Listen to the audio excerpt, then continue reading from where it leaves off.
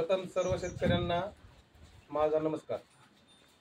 दिनांक आज 3/7/2024 म्हणजे आता सर्व शेतकऱ्यांची कपाशीच्या कोळपणे आणि खुरपणे झालेले आहेत। तर आता कोळपणे आणि खुरपणे झाल्याच्या नंतर बरेच शेतकरी खत पेरायला सुरुवात करतात आणि फवारणीलाही करतात।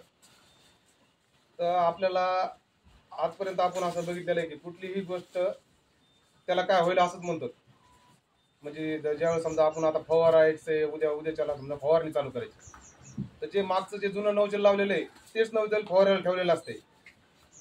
जेणे की जे समजा त्याच्यामध्ये एक नौजलचे प्रकार असतात, हे 4 होलचं नौजल असते आणि 6 होलचं नौजल असते।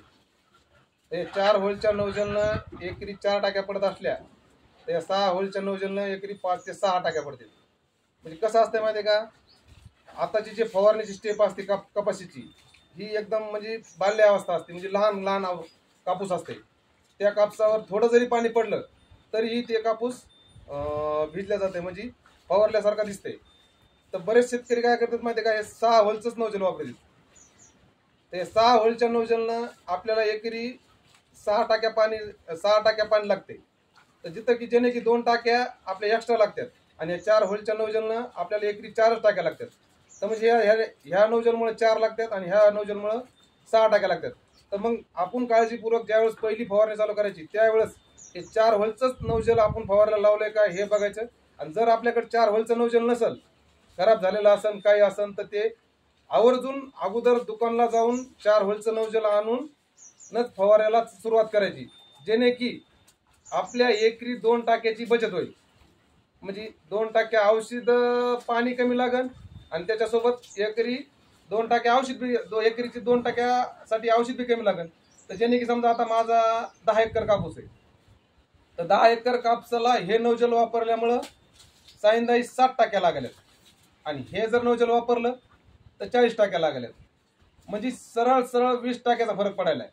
त्याच्यामुळं प्रत्येक शेतकऱ्यांनी ज्या वेळेस पहिली आणि दुसरी आणि तिसरी फवारणी असती त्यावेळेस फक्त हे 4 होलचंच नौजल वापरायचे, आणि ज्या वेळेस 4थी 5वी आणि 6वी ज्यावेळेस फवारणी चालू असते त्यावेळेस शेतकऱ्यांनी 6 होलचा नौजलचा वापर केला तरी बी काही हरकत नाही।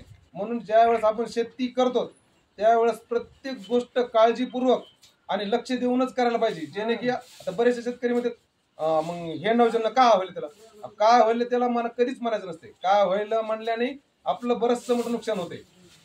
आता लांब सांगायला झालं तर जर समजा ह्या नौजलमुळे जर आपल्याला 20 टाक्या लागत असतील जास्त 10 एकर क्षेत्राला, तर 20 टाक्याचं औषध झाला तर मग आपण जर एखादं कीटकनाशक वापरायला गेलो, समजा आता कुणी मोनो वापरिते, कुणी कॉम्प्युटर वापरिते, तर कुणी उलाला वापरिते, तर सरळ सरळ सांगायचं झालं म्हणजे 20 टाक्या माग बघा। आता तुम्हीच प्रत्येक शेतकऱ्याने असा हिशोब लावायला पाहिजे की 20 टाक्या एका फवारणीला विनाकारण चालल्यात। म्हणजे आता आपल्याला जर समजा आता जिथं पाण्याचं क्षेत्र आहे, समजा पाण्याच्या बोरवेल हे त्याला सोपं आहे समजा तिथं फवारायला, ते पाणी जास्त आणू शकते।